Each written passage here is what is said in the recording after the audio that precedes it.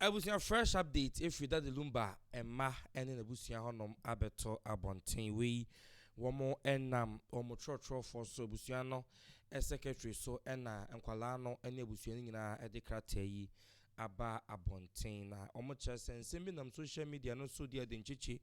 de Busimukansem Produ Hadansem and Sema in him Nini so and Eba social media na or say Otis Ansem no na wabo Ede ato egu 20th of January and na omode kate yi epiedwa enti krata no na abusua eda so no na ye pensen mu enwere mu emfa emamo wo se enkwada ya Mrs. Akosua Sewa Fosu ene the late Charles Kojo Fosu a friend that the Lumba no ne ma ena eka say that the Lumba na che say one maame Akosua Sewa ema omowo wonom no enkwalai ene abusua da Lumba abusua ena ekasa no na womo asem nyina eyetieti ase kokokon womo se womo ye nkwala a eye maame Akosua Sewa Mrs. Akosua Sewa Fosu ewo wonom onda Lumba ewo womo no womo de karata yi echirechiremu asem bi anansem bi a ekoso ewo social media na nsen ya enye nokre na wo se eyo omo ya se omo tinsim bi se enkofo keka se omo maame atro krata bi ewo wonum edin mu ya omo nkwala no womo ani nye huntie nam so ama womo eno omo maame entem aye bibia wo ho enti omo bechi omo maame no eno omo che se sa asem yinti eno omo de krata yi atodwa na wonum echechirimu e de achenkofo se sansem no a ekoso social media no ankofo keka no na maame Akosua Sewa krampo nkola no so mo nka hwe no akotwere ya hwe no na maame Akosua Sewa sinema na yesei na seni si no si da bi bibie hono mo a etesa enti unipa kwa wote a na wabo de ato egu na wo mo kire se wo mo peso mo kama Ghana fo nyina etese wo mo no mo maame ewa ayonkoye kese fefe ye da wonom ntem se ba tan ne ma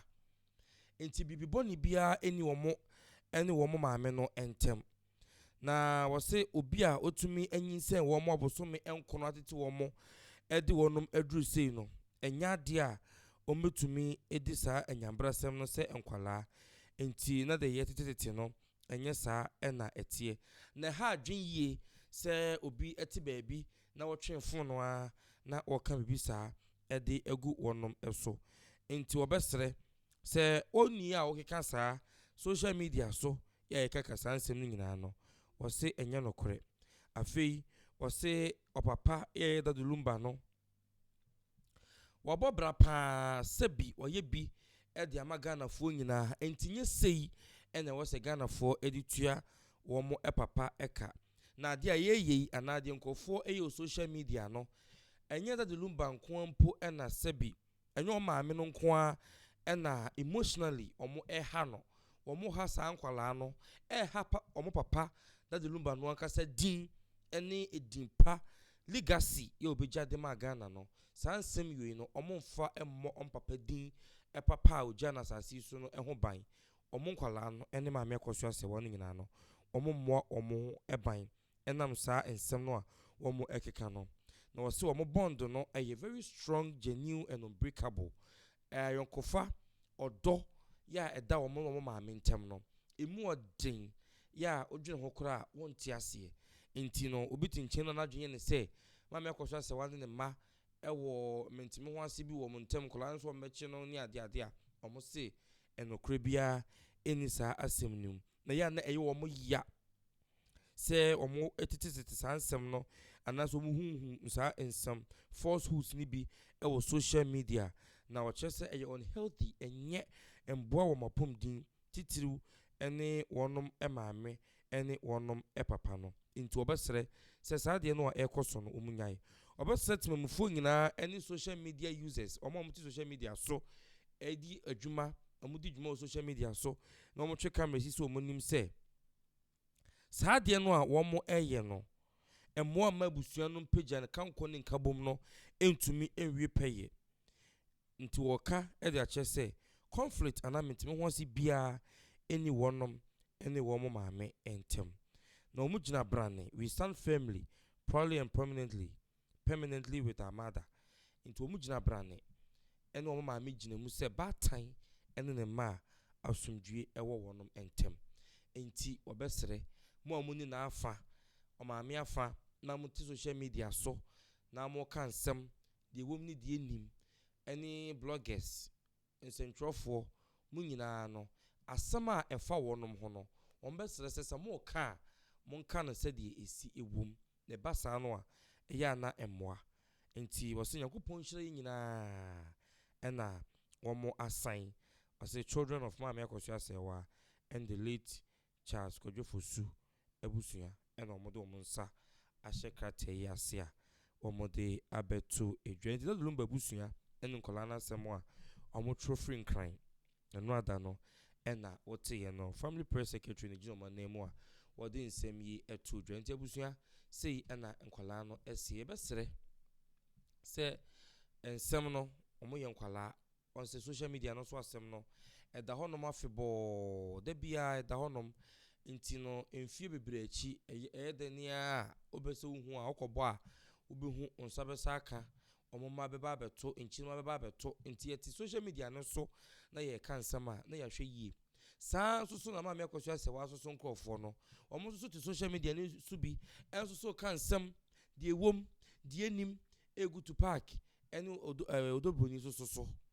nti saa netie chesa fanu ni mi nyina no obi e pass mo be kama ne de ayede obi e pass mo be ka ama ya gine de na atum saa na obi e pass ma ka to ne yonko so ma ne yonko ho aye ahyi eba saa no a emmoa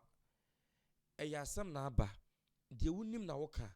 de womu na woka o fat na woka na nhyeda mchechire boa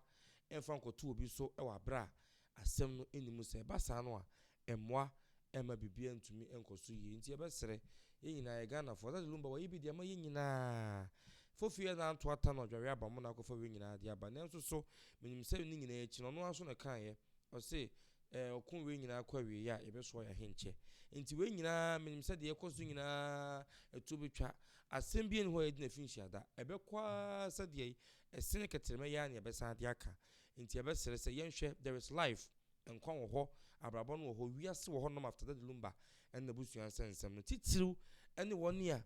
oni ebusuan ni mu bi ma me kwose se woni kwa ni mu wo mo nanso so ma jeta wo mo ni ase a kan sma kase agi akra so mo ni aso dan kan sma kase de wo mo ni de nim wo ma je so mo sere so di atam abru nua kan tam sma kase e wo social media no so no e da honom e de twen nyina nti ebesere so obi di aba na obi nso so de nam obi ama ni esan bi ye ne wo social media no so ye hwe yie e wo kwan ye fa so ye kasa sa yan kola no mpo na be kasa mpo a wote hono mo a dwene wo ho ye nwene ye ho na ejatu awoto a umbo nhwija enyina se be obi afi me bi wo honom na asa ne de na aba nti no ne de na aba ye nso so no obi a ebi wo obi afi ti ebesere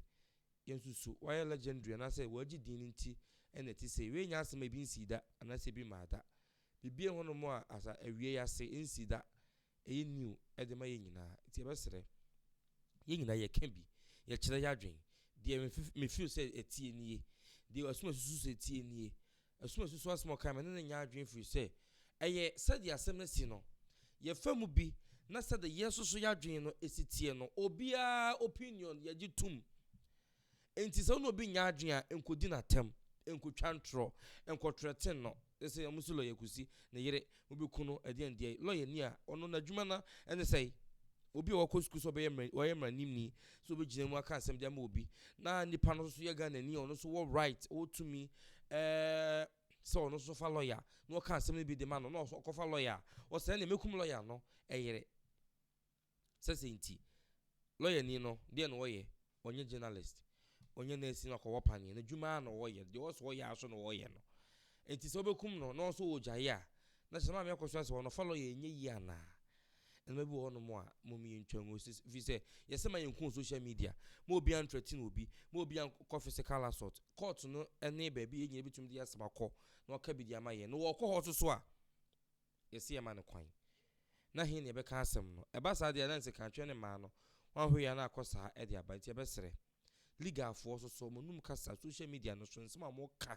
eche kures ne pawo abaya no so we ware no sia ware no one ne wo ma ono so abrebi nti ebesere so mo nyina yen kamom na enye bibia ema no enye fam de musi hanom na chese